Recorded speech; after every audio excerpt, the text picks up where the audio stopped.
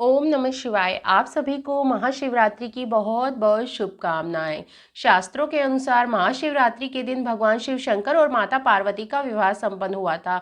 इसलिए जो लोग भी महाशिवरात्रि के दिन माता पार्वती और भगवान शिव शंकर का पूजन करते हैं उनकी सभी प्रकार की मनोकामनाएं पूर्ण होती हैं। आज की वीडियो में हम जानेंगे कि महाशिवरात्रि की सरल पूजा विधि क्या है।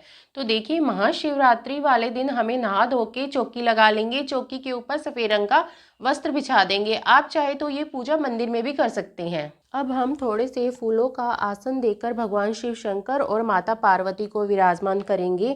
आपके पास शिव परिवार की जो भी फोटो या मूर्ति हो, आप उन्हें विराजमान कर दीजिए। देखिए, महाशिवरात्रि पर शिवलिंग के अभिषेक का विशेष महत्व होता है। आप कोई थाली या पात्र ले लीजिए जो कि जल को रोक सके और उसमें आप बेल पत्र का आसन देकर शिवलिंग को आप विराजमान कीजिए।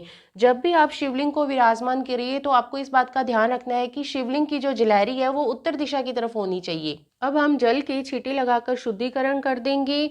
फिर इसके बाद हम देसी घी के दीपक को जला लेंगे। अब हम शिवलिंग का अभिषेक करेंगे। जो भी जल आप शिवलिंग पे चढ़ाएं उसमें गंगा जल अवश्य मिलाएं।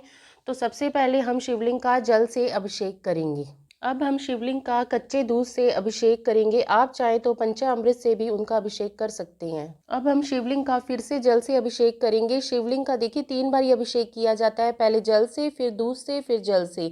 तो यहाँ पे हमने शिवलिंग का 3 बार अभिषेक कर दिया है। अब इसके बाद हम वस्त्र स्वरूप कलावा समर्पित करेंगे। अगर आपके पास जनेऊ है तो आप जनेऊ भी समर्पित कर सकते हैं। अगर जनेऊ नहीं है तो कोई बात नहीं, आप कलावा भी समर्पित कर सकते हैं। अब हम सभी को चंदन से तिलक करेंगे। आप चाहें तो उन्हें रोली और हल्दी से भी तिलक कर सकते हैं, क्योंकि महाशिवरात्रि वाले दिन भगवान शिव शंकर और माता पार्वती का विवाह संपन्न हुआ था। अगर आपका मन नहीं है तो कोई बात नहीं, आप सिर्फ उन्हें चंदन से ही तिलक करें। अब हम तिलक पर चावल समर्पित करेंगे और फिर इसके बाद हम भगवान गणेश जी को धूरा घास समर्पित करेंगे।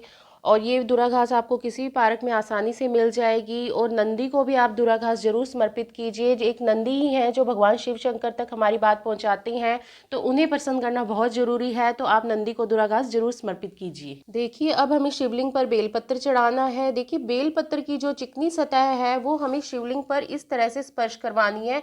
इस तरह से हमें शिवलिंग पर बेलपत्र चढ़ाना है। और महाशिवरात्रि वाले दिन आप शिवलिंग पर बेलपत्र जरूर चढ़ाइए। 5, 7, 9, 11 कितने भी आप बेलपत्र चढ़ा सकते हैं। अब हम भगवान शिव शंकर को भांग समर्पित करेंगे। देखिए, महाशिवरात्रि वाले दिन आप उन्हें भगवान शिव शंकर की प्रिय चीजें जरूर समर्पित कीजिए। इसके साथ ही देखिए, ये धतूरे का फल भी उन्हें हम समर्पित करेंगे।